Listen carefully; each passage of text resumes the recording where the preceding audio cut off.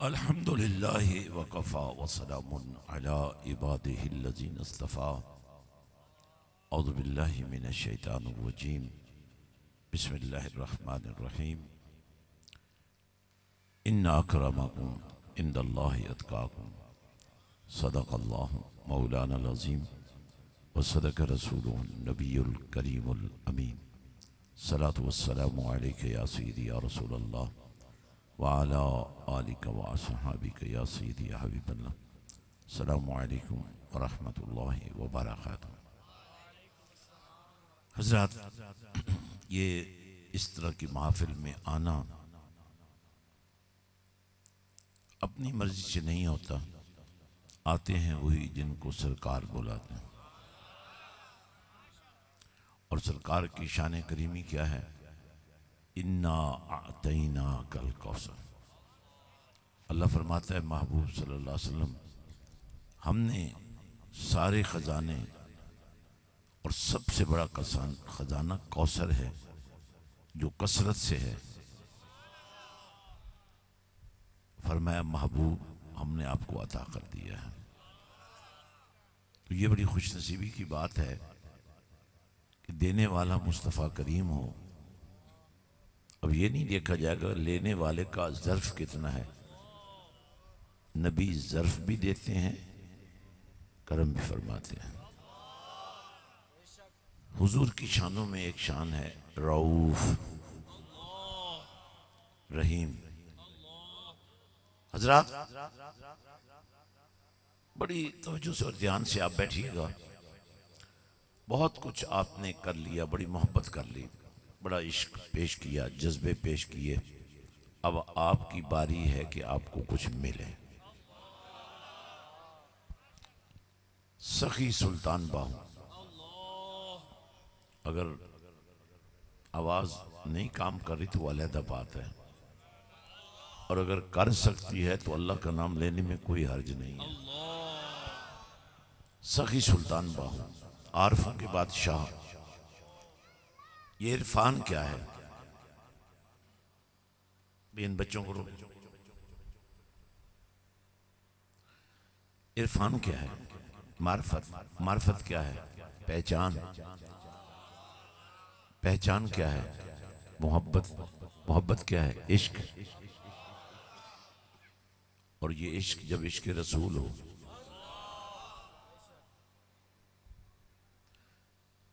محبت آغاز ہوتی ہے اور عشق انتہا ہوتی ہے.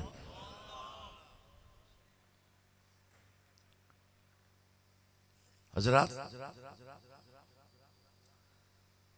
عشق آگ کو کہتے ہیں. آگ کا کام ہے جلا دینا، لیکن یہی آگ جب عشق رسول بنتی ہے تو یہ جلاتی نہیں ہے، جلاتی ہے، چمکاتی ہے. چمک تجھ سے پاتے ہیں سب پانے والے، یا رسول اللہ صلی اللہ علیہ وسلم میرا دل بھی چمکا دے اے چمکانے والے. حضور پاک صلی اللہ علیہ وسلم کو اللہ نے جن شانوں اور جن رفتوں اور جن عظمتوں کا نور عطا فرمایا، اس کا ذکر بار بار کیا. خود اللہ نے کیا. یہی جو بھی میں عرض کر رہا تھا، انا اعطیناک الکوثر. اگر کوثر حوض کوثر ہے تو بھی کم نہیں ہے. اور نبی کی لجپالی دیکھیے، فرمایا میں تمہیں حوض کوثر پر ملوں گا. کہنے والے کہتے ہیں بیٹے بیٹھ جاؤ، بیٹھ جاؤ بھائی، کچھ نہیں ہوگا، فوت نہیں ہو جاؤ گے، بیٹھ جاؤ، آرام سے تھوڑی دیر کے لیے بیٹھ جاؤ. اگر خالی ہاتھ جاؤ گے تو مجھے لطف نہیں آئے گا. چونکہ محفل تقریباً ہو چکی ہے، میں صرف چاہتا ہوں کہ آپ جو آئے ہیں کچھ لے جائیں. ماحول خراب نہ کریں. فوت تو نہیں ہوں گے آپ بیٹھے بیٹھے، اگلے چند لمحے اگر آپ بیٹھے رہے تو فوت ہونے کا تو امکان ہی نہیں ہے۔ اگر فوت ہو بھی گئے ذکر خدا کرتے کرتے، ذکر مصطفیٰ کرتے کرتے، تو مر تو ویسے بھی جانا ہے نا۔ تو نبی پاک نے فرمایا کلمہ پڑھتے پڑھتے اگر کوئی بندہ مر جائے یا مرتے مرتے اسے کلمہ نصیب ہو جائے تو قیامت کا دن بھی لگنا ہے، حساب و کتاب بھی ہونا ہے، لیکن کلمے کے ساتھ مرنے والے کے لیے انعام یہ ہے کہ سب کا حساب ہوگا، اور اسے بغیر حساب و کتاب کی جنت عطا ہوگا۔ اس لیے حضرات دیکھیں یہ جو فیضان ہے اس کا عالم کیا ہے۔ حضور تو شان ہی بڑی ہے نا۔ حضور کے نوکروں کی شان یہ ہے، میرے باہو سرکار کی بارگاہ میں ہندوؤں کی بارات راستہ بھول کر راستہ پوچھنے آ گئی۔ ہمیں احمد پور جانا ہے۔ میرے باہو نے فرمایا آ جاؤ میں تمہیں پہنچا دیتا ہوں۔ فرمایا آنکھیں بند کرو، 5 قدم اٹھاؤ، آنکھیں کھول دو، سامنے گنبد خضرا کے نظارے۔ میرے باہو نو رب توفیق دیتی، ایتھے بیٹھا مدینہ دکھا سکتا۔ یاد رکھیں مدینہ کہتے ہیں شہر کو،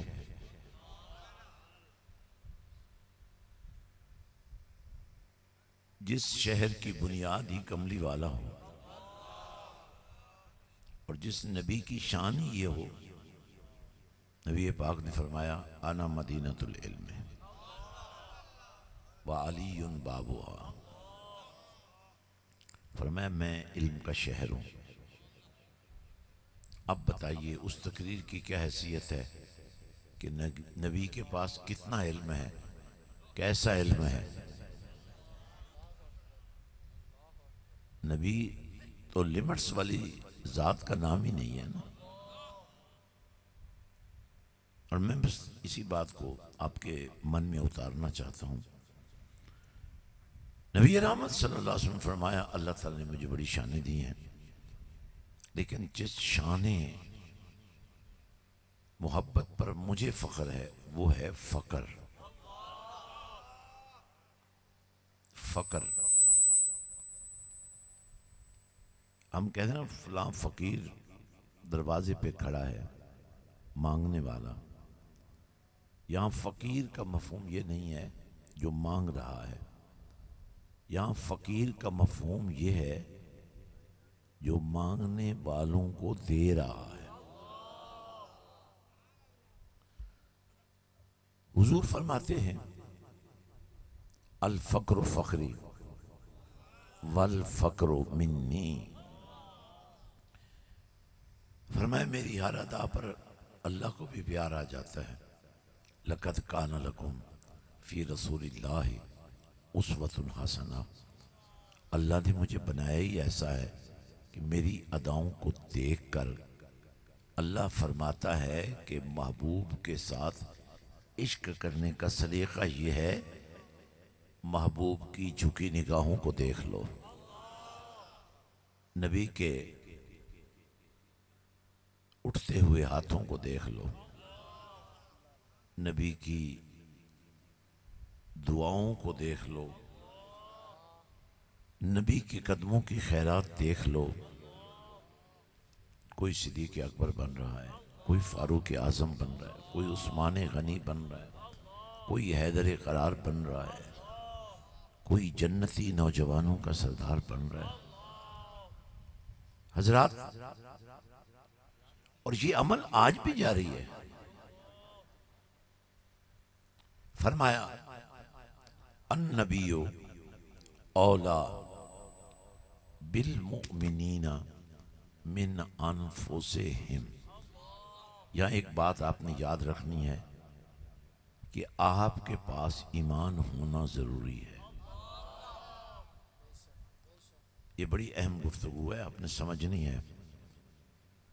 لوگ آپ سے سوال کرتے ہیں نا کہ آپ بڑا پیروں کو مانتے ہیں، بڑا نبی کو مانتے ہیں، نبی کو اتنا مانتے ہیں کہ خدا سے ملا دیتے ہیں، لیکن یہ کہنے والے کو اتنی عقل ہی نہیں ہے،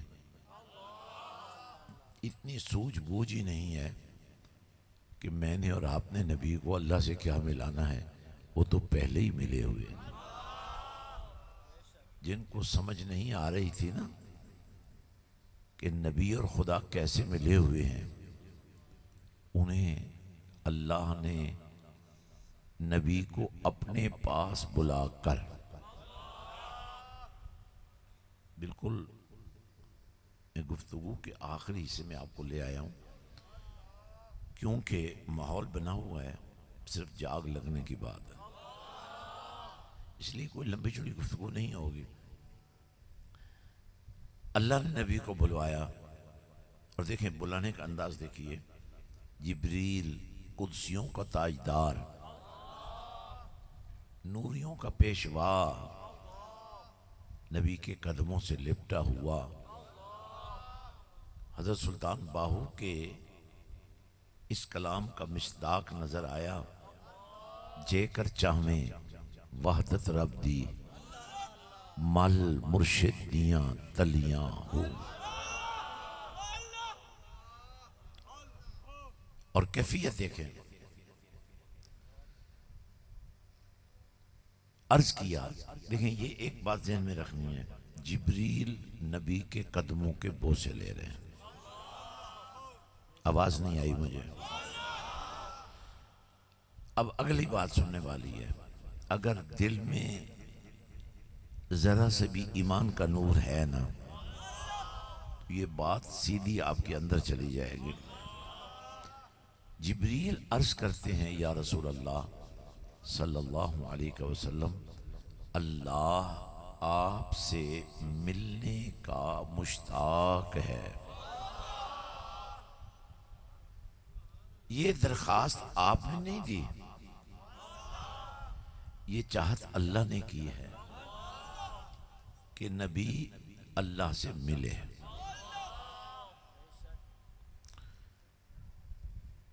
تو سلطان العارفین نے کہا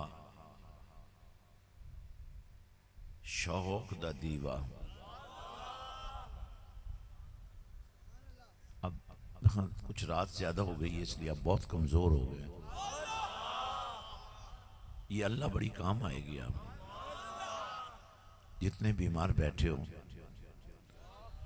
اتنی دفعہ اللہ اللہ کر لو کہ تمہارا مرض اور تمہاری بیماری شفا میں بدل جائے،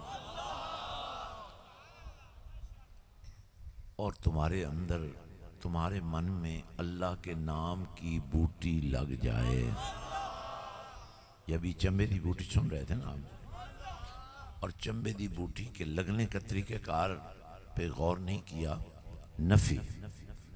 نفی کرتے ہیں نکال دینے کو، نگیٹ کرنے کو، ختم کرنے کو. لا الہ، یہ نفی کہ اللہ ہی صرف اتھارٹی ہے، باقی کوئی نہیں ہے. طاقت کا سرچشمہ عوام نہیں ہے، طاقت کا سرچشمہ اللہ ہے. اور اللہ وہ ہے جو جس کو چاہے شانوں والا بنا دے، جس کو چاہے عزت والا بنا دے. وَلِلَّهِ الْعِزَّةُ وَلِرَسُولِهِ وَلِلْمُؤْمِنِينَ وَلَكِنَّ الْمُنَافِقِينَ لَا يَعْلَمُونَ. مومن بھی کلمہ پڑھنے والا ہوتا ہے اور منافق بھی کلمہ پڑھنے والا ہوتا ہے. فرق یہی ہے، مومن یہ کہتا ہے کہ مولا تو نے نبی کو تو اپنے ساتھ ملا رکھا ہے، جو ہم نے سنا ہے جو نبی والا بن جائے تو اسے بھی اپنے ساتھ ملا لے. اور منافق کے بارے میں بڑی عجیب عجیب باتیں موجود ہیں. یہی دیکھیں وَلَٰكِنَّ الْمُنَافِقِينَ لَا يَعْلَمُونَ. فرمائیے جو منافق ہیں نا، انہیں علم نام کی کسی بات کی خبر ہی نہیں. علم کا عنوان ان کے لیے ہے ہی نہیں، کیونکہ ان کا علم جو ہے اس کی کیفیت کیا ہے؟ پڑھیا علم ادب نہ سیکھیا. یہ میں کلام اس لیے سنا رہا ہوں کہ اللہ کے ہر فرمان کی تفسیر آپ تک پہنچ جائے اور اللہ کے پیار کی تاثیر آپ تک پہنچ جائے. تو میں یہ عرض کر رہا تھا، اس پاک پروردگار نے اہتمام یہ کیا، گفتگو بالکل آخری مرحلے میں آ گئی ہے. فرمایا اب کملی والے کو ذرا آپ میری طرف سے بیان کریں لوگوں.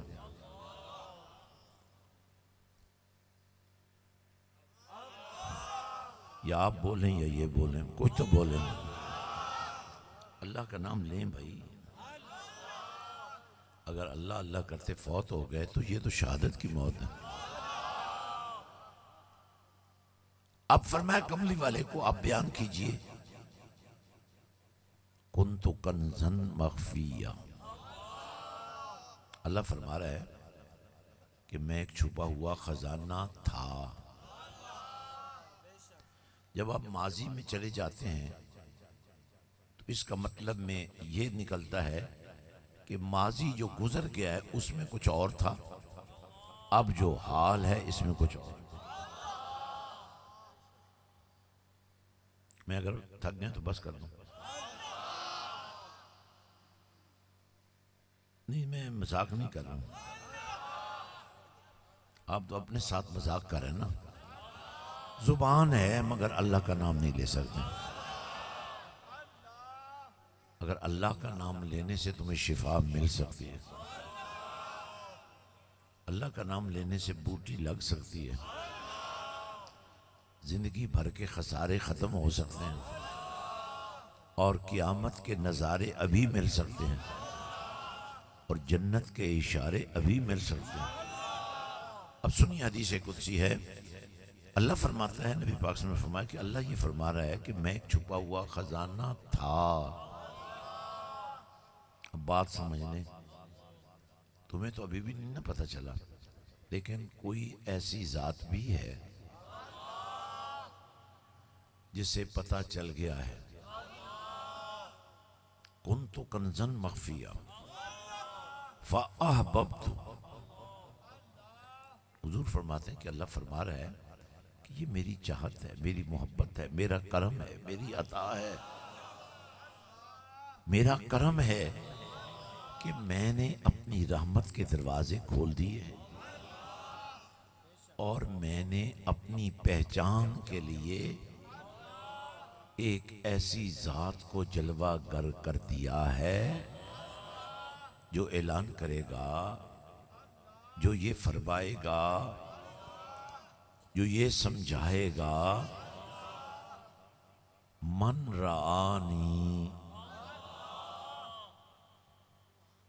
یہ اسٹیج پر بیٹھے ہیں نا، یہ آج کے بعد نہیں بیٹھیں گے، یا آج اسٹیج پر بیٹھنے کا حق ہے.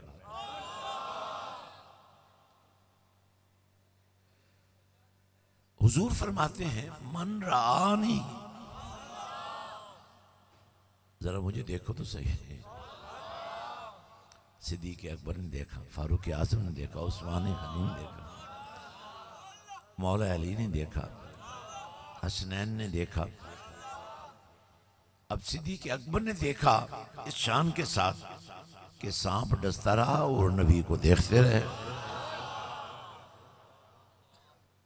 اے تن میرا چشمہ ہووے. سلطان باہو فرماتے ہیں، اور یہ بات قرآن پڑھنے کے بعد مجھے سمجھ آئی کہ سلطان باہو سرکار کا جو کلام ہے وہ صرف شاعری نہیں ہے. سلطان باہو صرف صوفی نہیں ہے، سلطان باہو صرف ولی نہیں ہے، بلکہ سلطان باہو اللہ کے بھی عاشق ہیں اور کملی والے کے بھی عاشق. حضرت سلطان باہو کی پیری مریدی آپ نے فرمایا ہے کہ میری پیری مریدی میری ذات کے لیے نہیں ہے، اور یہ بات سمجھنی بڑی اہم ہے. ہر پیر صاحب کہتے ہیں یہ میرا مرید ہے. میرا باہو فرماتا ہے جو میرا مرید ہے وہ میرا نہیں ہے، وہ کملی والے کا مرید ہے. یہ ہے بیعت. حضرت سلطان باہو کی یہ بیعت ہے، اور اس بیعت کی کہانی کیا ہے؟ سلطان باہو نے صاف اعلان کیا ہے ہر مراتب از شریعت یافتم. جتنے مرتبے مجھے ملے ہیں شریعت سے ملے ہیں. اور شریعت کیا ہے؟ ادھر قرآن ہے، ادھر مدینے والے کا فرمان ہے. اب دو فرمان نبی نے کیے. فرمائے یہ میرا بیٹا حسن، سٹیج والوں کو دے رہا ہوں یہ بات،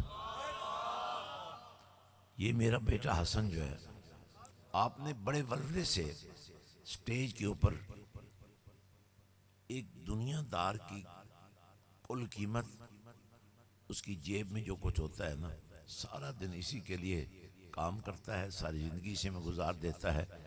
لیکن جس جوش سے، جس جذبے سے آپ نے بڑھ چڑھ کر اللہ کی محبت میں وہ دنیا کی محبت کو کاٹ کر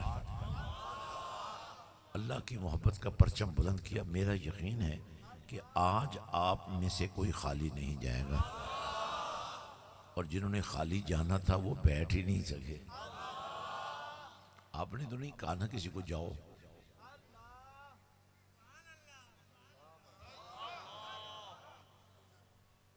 یہ جو حضور کی محبت ہے نا، یہ جن کو نصیب ہو جاتی ہے نا، درود بھی انہی کو نصیب ہوتا ہے، سلام بھی انہی کو نصیب ہوتا ہے. جن کو اللہ نے ثواب نہیں نہ دینا ہوتا وہ درود سے بغاوت کر جاتے ہیں، اور جن کو نبی نے جواب نہیں دیتا ہوتا وہ سلام کرنے سے نبی کو محروم ہو جاتے ہیں. پورا دین ہے، یہ دین کا نچوڑ بتا رہا ہوں. لوگوں نے اس کو فرقہ بنایا، لوگوں نے اس کو مذہب بنایا، لوگوں نے اس کو نفرت اور عداوت کا ذریعہ بنایا. اس بندے کی زبان بھی کھلی جسے بولنا ہی نہیں آتا. اس دور کے معلمین کی کمزوریوں کا نتیجہ ہے، اس دور کے مبلغین کی کمزوریوں کا نتیجہ ہے، اس دور کے شیوخ کی غلطیوں کا نتیجہ ہے. پنجابی میں کہتے ہیں جنہوں ماں جم کے چٹے ہی نہیں. کدی گاں مجھ ویکھی جے؟ بولے جے نہیں.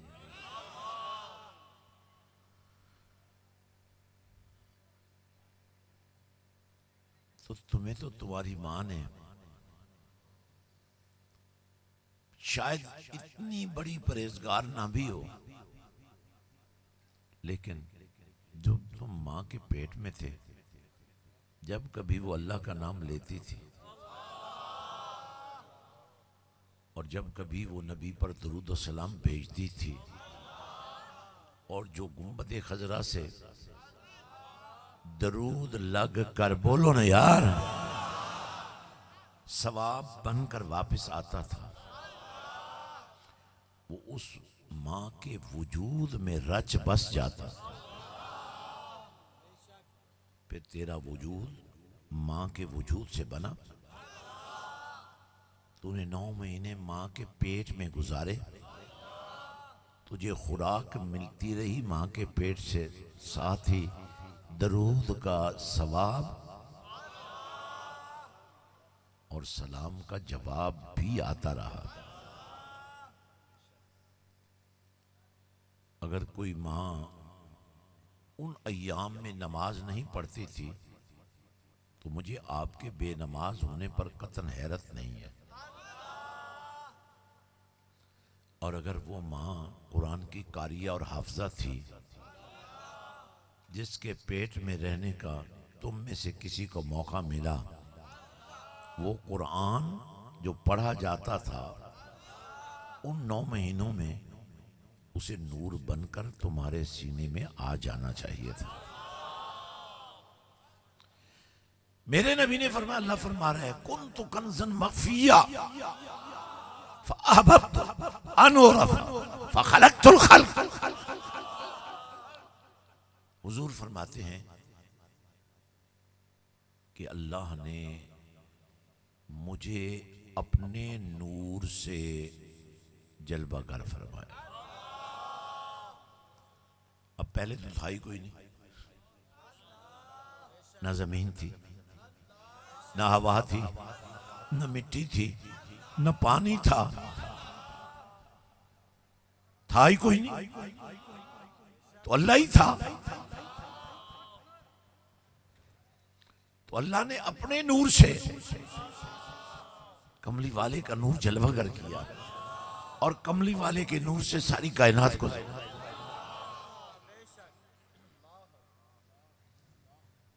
اب سرکار فرماتے ہیں بالکل اسی انداز میں، اسی وجد کی کیفیت میں، وہی جو اللہ کی رحمت ہمیں ماضی میں لے جا رہی ہے.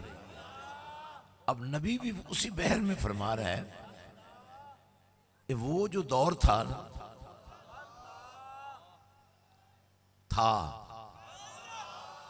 کنت نبیا، اس وقت بھی میں نبی تھا. میں نے تقریر آج نہیں کرنی، آج میں نے تدبیر کرنی،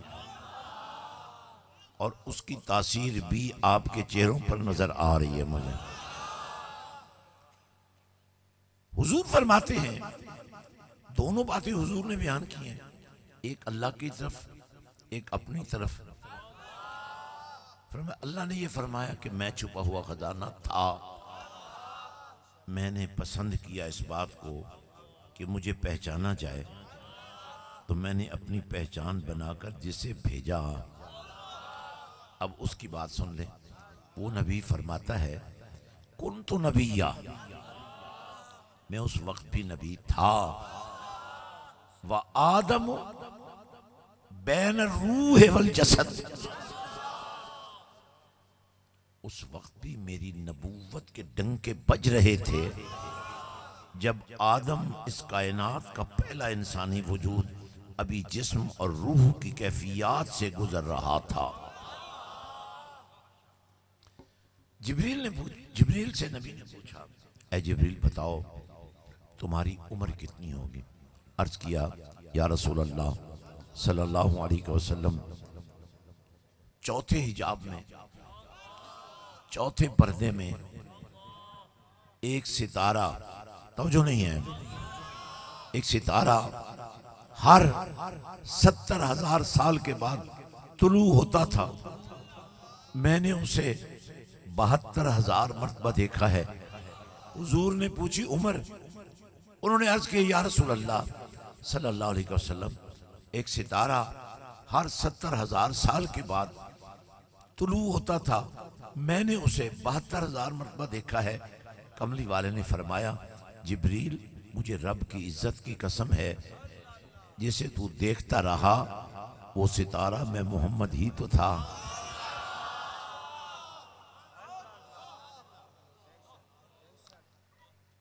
اب حضور کے دو نام ہیں، ایک ہے محمد، ایک ہے احمد. میم ہا میم دال 4 حرف ہیں، حرفوں سے لفظ بنتے ہیں. احمد، اس میں بھی 4 حرف ہیں، الف ہا میم دال. اچھا یہ جو میم ہے نا، یہ تو ازل سے ہی کملی والے کے نام کر دی گئی تھی. البتہ یہ جو الف ہے، کیونکہ یہ نقطہ آغاز ہے، توجہ کاش دے دیں آپ تھوڑا سا دھیان دے دیں، میں کچھ آپ کو دینا چاہتا ہوں۔ یہ الف جو ہے اللہ کے حسن کا جلوہ ہے۔ الف اللہ، چمبے دی بوٹی۔ یہ بات آپ کے کام کی ہے، بڑی کام آئے گی، آپ کی زندگی میں ہر موڑ میں کام آئے گی۔ تو یہ جو الف ہے یہ اللہ کے حسن کا جلوہ ہے، اور یہ جو میم ہے یہ کملی والے محمد کے نور کا تذکرہ ہے۔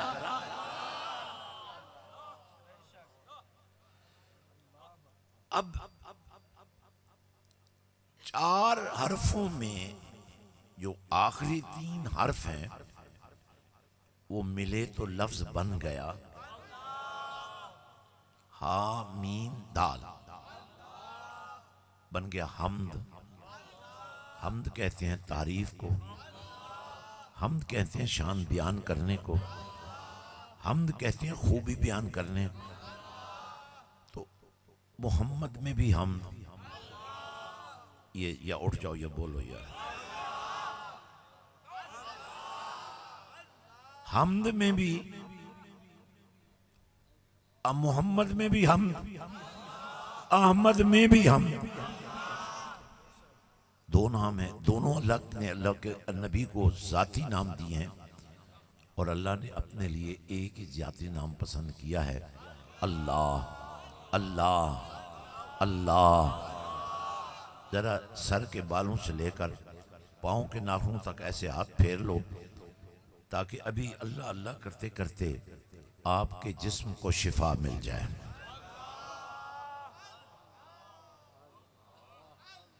اب سنیے، محمد میں بھی حمد ہے، احمد میں بھی حمد ہے۔ اب قرآن میں ایک اعلان کیا اللہ نے کہ یہ بات اصل میں اللہ کے ایک جلیل القدر نبی نے، جن کا نام ہے حضرت عیسیٰ علیہ السلام وعلی نبینا، انہوں نے اپنی قوم کو یہ کہا تھا مبشرم برسول یاتی من بعد اسمہ احمد۔ حضور نبی رحمت صلی اللہ علیہ وسلم کی ظاہری حیات کا ابھی 500 سال کا دور گزرے گا تو آئے گا، تو حضرت عیسیٰ علیہ السلام اپنی قوم کو فرما رہے تھے کہ میں تمہیں بشارت دیتا ہوں، خوشخبری دیتا ہوں، آنے والا آ رہا ہے۔ اس وقت اس کا نور آسمانوں میں اس طرح جلوہ گر ہے کہ وہ اللہ کی حمد میں لگا ہوا ہے، اللہ کی تعریف کر رہا ہے، اور حد سے بڑھ کر اتنی تعریف کر رہا ہے کہ اللہ کو حمد کرنے والے پر پیار آ گیا ہے۔ اپنے نام کا جلوہ الف اس حمد کرنے والے کے ساتھ لگا اسے احمد بنا دیا ہے۔ ملک وال کے غیور مسلمانوں، یہ بات میں کیوں آپ کو سمجھانا چاہتا ہوں، آپ کے بچے جن سکولوں میں جاتے ہیں، آپ کی بچیاں جن کالجوں میں جاتی ہیں، ہے کسی سکول اور کالج میں قرآن کی تعلیم کا انتظام؟ لاکھوں روپے فیسیں دینے والوں، تم ایسے سکولوں میں بچوں اور بچیوں کو بھیج رہے ہو جہاں ناچ گانا تو سکھایا جاتا ہے، جہاں کلچر کے نام پر بے حیائی کے کپڑے تو پہنائے جاتے ہیں، اور مجھے افسوس اس بات کا ہے کہ تمہارے پاس فیس دینے کے لیے کبھی پیسے نہیں ہوتے، لیکن فینسی ڈریس بنانے کے لیے تو پیسے ہوتے ہیں۔ آج فلاں فنکشن ہے، اتنے پیسے لے آؤ، آج فلاں ڈریس پہنانا ہے، آج کسی نے ہیر بننا ہے، آج کسی نے سونی بننا ہے، آج کسی نے لیلا بننا ہے. کیا یہ اسلام کا کلچر ہے؟ اب دیکھیں، خواتین مسجد میں نماز پڑھ سکتی ہیں، پڑھنی چاہیے، کوئی حرج نہیں ہے، لیکن مسجد کی نماز سے زیادہ افضل ہے گھر کی نماز.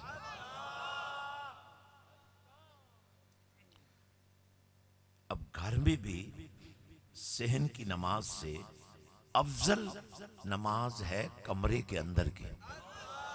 اور آپ کو پتہ ہے نا، کمروں کے اندر کمرے ہوتے ہیں، اور سب سے افضل نماز وہ ہے کمرے کے اندر جو کمرہ ہے نا، چاہے عورت اکیلی پڑھ رہی ہے، اس کی افضل ترین نماز ہے وہاں جہاں کسی کی نظر نہ پہنچ سکے. جب عورت رکوع میں جائے گی، سجدے میں جائے گی، اس کے اعضاء لوگوں پر ظاہر ہوں گے. فضیلت کس میں ہے؟ عورت کے چھپنے میں. اور جب قوم کی بیٹیوں کو سکولوں کے نام پر، کلچر کے نام پر، کالجوں کے نام پر بے حیائی کے لباس پہنائے جا رہے ہوں، تو ایسے عالم میں میرے پاس اس کے علاوہ کوئی چارہ کار نہیں ہے کہ میں آپ سے یہ کہوں، اس بیٹی کو کل ماں بھی بننا ہے، اس بیٹی کو ماں بننے سے پہلے قرآن میں رچا دو، بسا دو.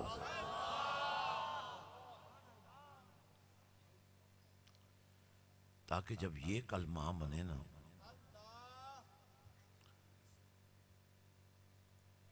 تو جو 9 مہینے بچہ ماں کے پیٹ میں رہے، ماں جب درود و سلام کی لوریاں دے رہی ہو، جب ماں قرآن کی تلاوتوں کی لوریاں دے رہی ہو، تو بچہ جو پیدا ہو رہا ہے، بچہ جو پروان پا رہا ہے، ماں کے پیٹ سے لے کر ماں کی گود تک، ماں کی گود سے لے کر مسجد کے دروازے تک، آپ کو پتہ ہے کیسا قرآن پڑھنا ہے تم نے؟ یہ آپ جتنے بیٹھے ہیں سب نے قرآن پڑھا ہے، لیکن جب ضرورت پڑتی ہے تو آپ گھر میں موجود ہوتے ہیں، لیکن آپ کو تو کوئی نہیں کہتا قاری صاحب ذرا تلاوت تو کرو. آپ کو تو کوئی نہیں کہتا قاری صاحب ذرا اذان تو دو، بچے کے کان میں اذان تو دو. آپ کو تو کوئی نہیں کہتا بچے کے کان میں اقامت کہو. کہتے ہیں قاری صاحب کو بلاؤ. یاد رکھو، یہ جو ہم نے تصور بنایا نا کہ قاری صاحب کوئی ایک آدھی ہونا چاہیے، یہ غلط ہے. کملی والے نے فرمایا، سنو، قرآن کے ساتھ دھوکہ نہ کرو، قرآن کے ساتھ فریب نہ کرو، قرآن کے مجرم نہ بنو، قرآن کے باغی نہ بنو، قرآن کے غدار نہ بنو. پڑھنا ہے تو ایسا پڑھو کہ آج پڑھ رہے ہو تو کل کسی کو پڑھانے لگ جاؤ.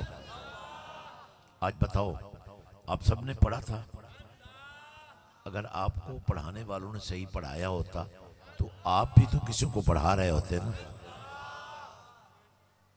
اب یہ ہے وہ ضرورت جس کی وجہ سے مسجد حسین کی میں نے بنیاد رکھی. میں نے وعدہ کیا تھا، لمبی تقریر نہیں کروں گا، 2 وجہ سے وعدہ کیا تھا. اتفاق سے آج ہی میری طبیعت کچھ علیل ہوئی ہے. پہلے اس لیے نہیں کہا کہ آپ یہ نہ سمجھیں کہ پیر صاحب بیٹھتے کیا کہہ دیا میں تو علیل ہوں. دوسرا اس لیے بھی، جب آپ لوگوں نے اتنی محنت کی ہے،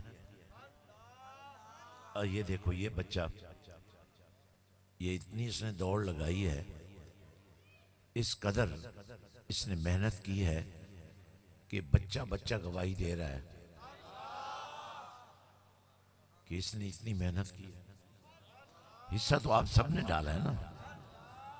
یہ جگہ بھی کتنی نصیبوں والی ہے، اور اس جگہ کے مالکان کتنے نصیبوں والے ہیں. کمال تو یہ ہے کہ وہ بھی عاشق رسول ہیں. آپ سب جو چل کے آئے ہیں آپ کتنے خوش نصیب ہیں. کمال تو یہ ہے کہ آپ سب عاشق رسول ہیں. اب آپ کو ایک ایسی ماں نے جنم دیا جو قاریہ نہیں تھی، پھر بھی اتنا اس کے دل میں پیار تھا کہ تم نے قرآن نہیں پڑھا صحیح، مگر پھر بھی قرآن سے تمہیں پیار تو ہے. اور جس دن آج کی بیٹی کو، کل کی ماں کو تم قرآن میں رچا بسا دو گے، جب اس کے بطن سے کوئی پیدا ہوگا تو وہ پیدائشی قاری قرآن ہوگا. خیرکم خیرکم، حضور فرماتے ہیں نا، کیونکہ نبی کا فرمان ہے نا. آپ کی اور میری بات تو نہیں ہو رہی ہے نا. بھئی پیر صاحب کو بھی قرآن نہیں آتا، مرید کو تو آنا ہی نہیں ہے. اور قاری صاحب کو تو آتا ہے، امام صاحب کو تو آتا ہے نا، مگر ان کا بھی کمال دیکھو، آپ کو سکھایا نہیں. ایسا نہیں سکھایا کہ آپ بھی قاری بن جائیں. یہ ہے ہماری نالائکی. یہ ہماری غفلت. حضور فرماتے ہیں خیرکم من تعلم القرآن وعلمہ. ایسا قرآن پڑھو پڑھانے والے بن جاؤ. یہ تھا وہ منشور جو ہم نے مسجد حسین میں رکھا. تقریر ادار رہی، انشاءاللہ دوبارہ آؤں گا. یہ چند بچے تھے، اکیلے تھے. اب تو آپ سارے مل گئے ہو نا، ذرا زور لگا کے کہو تاکہ مجھے تسلی ہو جائے کہ آپ مل گئے ہو. اور نام رکھا ہے ملک وال. اور ملک جو ہوتے ہیں نا اپنے آپ کو بڑا اونچا سمجھتے ہیں. اگر کوئی ملک نہیں بھی ہے تو رہتا تو ملک وال میں ہے.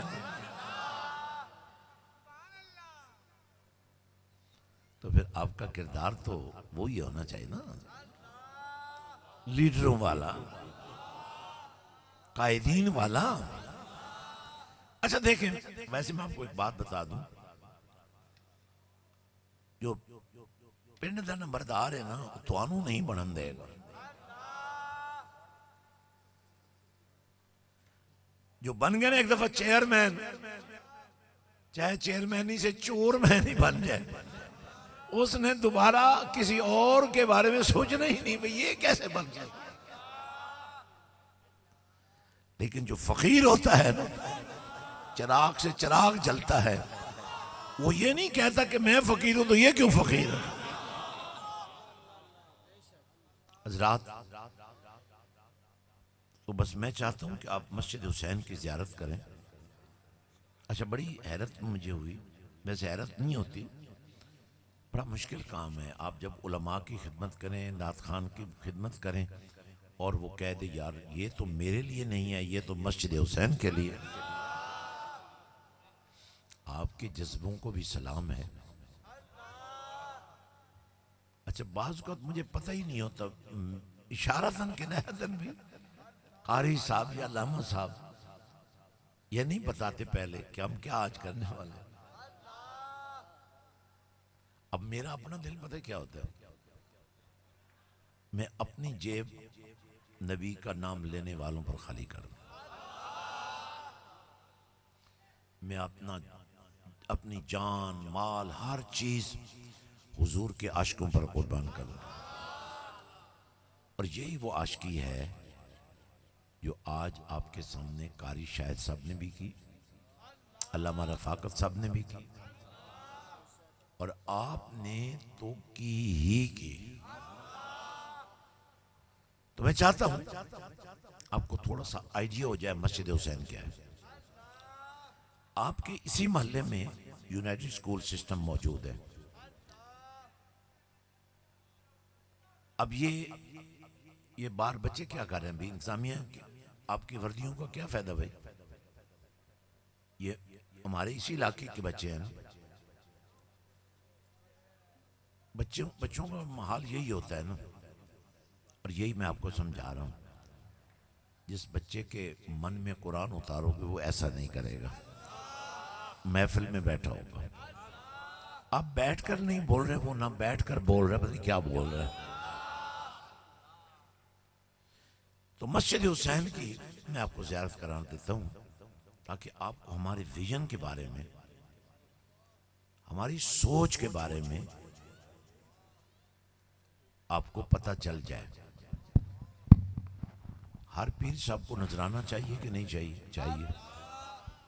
ہر امام ہو، ثنا خان ہو، سب کو پیسہ چاہیے. لیکن کمال یہ ہے کہ میں خود اس منزل پر پہنچ گیا ہوں کہ مجھے کچھ نہیں چاہیے. آج ایک دوست نے مجھ سے پوچھا کہ آپ کے کتنے بچے ہیں؟ ہمارے پیر صاحب نے پوچھا، ہمارے پیر صاحب نے، انہوں نے آپ کی کتنے؟ میں نے کہا میری 5 بیٹیاں ہیں. تو انہوں نے کہا آپ تو پھر دن رات مصروف رہتے ہیں، آپ کو اللہ نے بے نیاز کر دیا ہے. اس بات سے کہ آپ کو کوئی لالچ نہیں ہے، کس کے لیے کرنا ہے؟ اسی لیے آپ دن رات دین کے لیے ہی کرتے ہیں. میں ان پیر صاحب کے میں جذبات کو سلام کرتا ہوں اور یہی بات آپ کو سمجھانا چاہتا ہوں کہ بیٹیوں کو بھی ضرورت ہوتی ہے. یہ نہیں کہ بیٹیوں کو ضرورت نہیں ہوتی ہے. نبی کی بیٹی کے جو 2 بیٹے تھے نا، پر یہ بات تربیت کی ہے.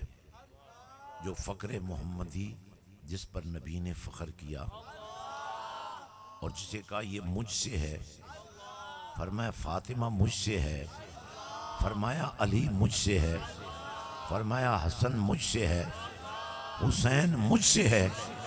لیکن حسین کے بارے میں ایک اضافی بات کہہ دی کہ فرمایا میں بھی حسین سے ہوں. حضرات آپ نے دیکھا جسے نبی نے اپنے مصلی پر کھڑا کیا تھا، صدق و صفا کے اس پیکر نے نبی کے دین کا جھنڈا گرنے نہیں دیا. جسے نبی نے عدل و انصاف کا تاجدار قرار دیا اور جن کی شان کو کملی والے نے معیار حق قرار دیا، انہوں نے نبی کی شریعت پر اپنا بیٹا قربان کر دیا. اپنے ہاتھ سے کوڑے لگائے،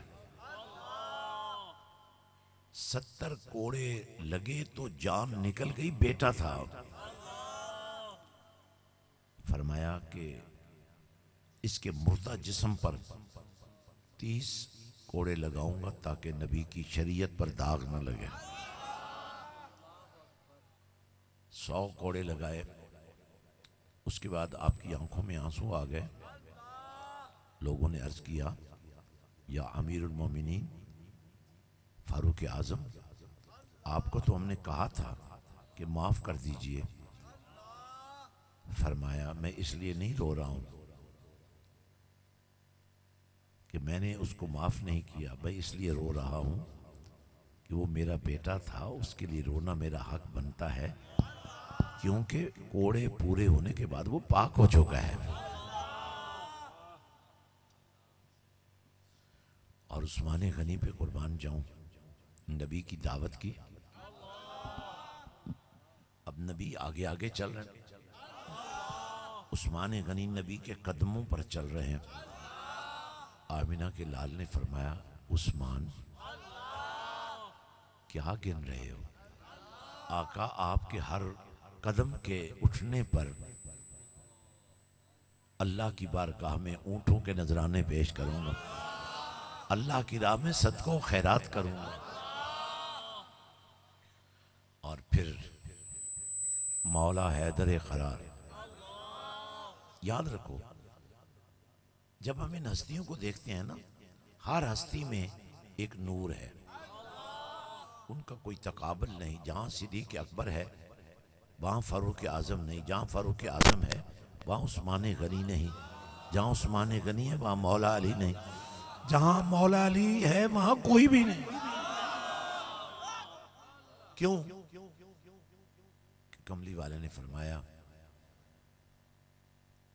یوں نبی نے علی کا ہاتھ پکڑ کر اٹھایا. تم جب علی کا ذکر کرتے ہو نا تو نبی کا ذکر بھول جاتے ہو, فرقہ بن جاتے ہو, آل رسول کی محبت کو بھی داغدار کر دیتے ہو. لیکن جب بھی علی کا ذکر کرنا پہلے نبی کا ذکر کیا. جب بھی نبی کا ذکر کرو گے پھر صدیق اکبر کا ذکر کرنے کا لطف ہی کچھ اور.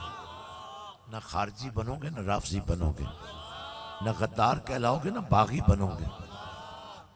اور پھر میں عرض کر رہا تھا مشن حسین کیا ہے؟ مشن حسین یہ ہے, نبی رحمت صلی اللہ علیہ وسلم نے فرمایا کہ یہ میرا شہزادہ حسن میری امت کے دو بڑے گروہوں کو یکجا کر دے. خلیفہ بنے, امیر المومنین سیدنا امام حسن خلیفہ بنے, لیکن یہ تقاضا صدیق اکبر سے لے کر مولا حیدر قرار تک کبھی بھی نہ علی نے کیا, نہ حسن نے کیا, نہ حسین نے کیا کہ صدیق اکبر کیوں خلیفہ ہیں. بلکہ ان کی خلافت میں مستعد رہے. عثمان غنی کے گھر میں پہرا دیا. جب خارجی دیواریں پھلانگ کر عثمان غنی کو شہید کر رہے تھے, حسن و حسین عثمان غنی پر کے دروازے پر پہرے دار بن کے کھڑے. تو مولا حسن جب خلیفہ بنے نا تو خود نہیں بنے. یہ نہیں کہا کہ وراثت مجھے دے دو, امت کے اکابرین نے بنایا. کہا کہ اس وقت پوری دھرتی پر پورے اہل اسلام کی اور امت کی پوری جو دنیا, اس میں اگر کوئی تدبر کا بادشاہ ہے, آواز نہیں آئی مجھے, اگر کوئی علم کا تاجدار ہے, اگر کوئی تقوی کا تاجدار ہے, اور اگر کوئی عشق رسول کا شاہ سوار ہے تو وہ علی کا بیٹا حسن ہے. اور علی کے بیٹے کو سلام ہے, حسن مجتبیٰ کی عظمت کو سلام ہے. خلافت قربان کر دی, خلافت قربان کر دی, نبی کی امت کو جوڑ دیا. اب پھر آگے باری میرے آقا شہیدوں کے سردار امام حسین کی. یہ ہے مسجد حسین, یہ ہے مشن حسین, یہ ہے مرکز حسین, یہ ہے یونائٹڈ سکول سسٹم, یہ ہے یونائٹڈ کالج, یہ ہے جامعۃ الہرا, یہ ہے وہ منشور. تو حضرات میرے آقا حسین نے سر سجدے میں کٹایا نا, تو پھر آپ حسینی ہیں یا نہیں ہیں؟ جو ہیں بولیں, پیچھے والے زور لگا کر. حسین پاک نے تو سر بھی سجدے میں کٹایا تھا, تو آپ اگر حسینی ہیں تو کہاں ہیں؟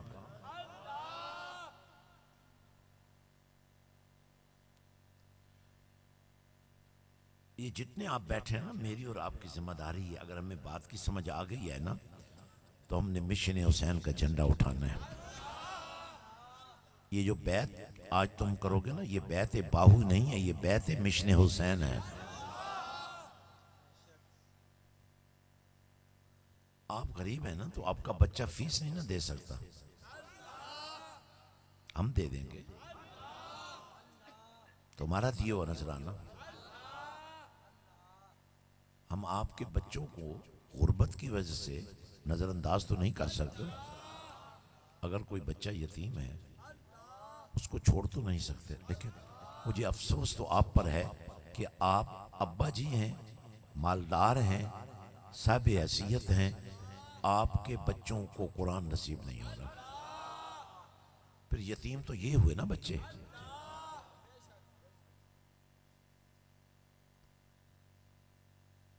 سوچتا تو آپ ہوئے نا،